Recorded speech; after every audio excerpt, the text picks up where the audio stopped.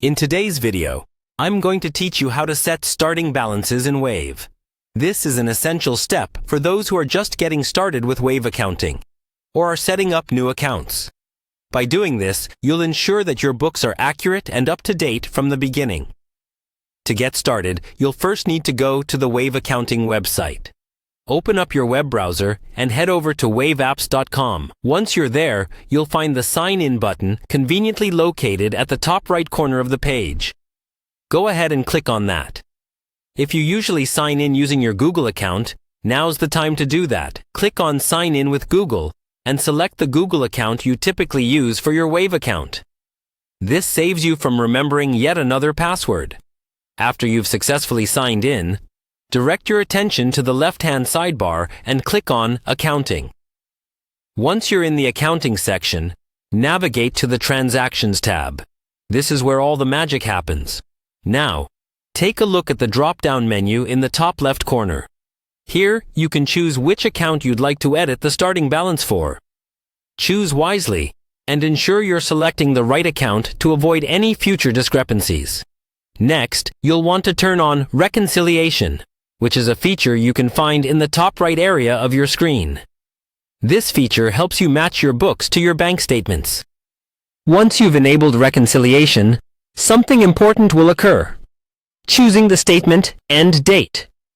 Pick the end date of your most recent bank statement to ensure everything aligns perfectly.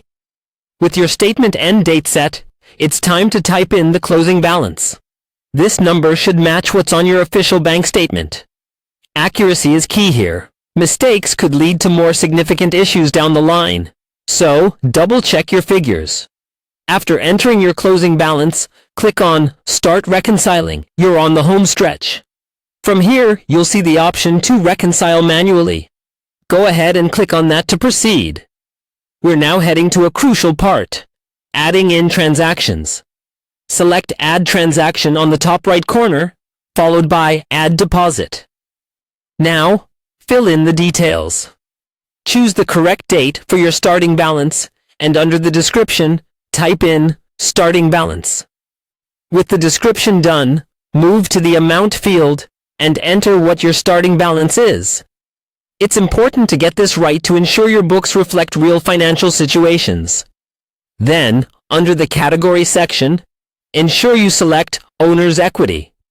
This will categorize the entry correctly within your accounting structure.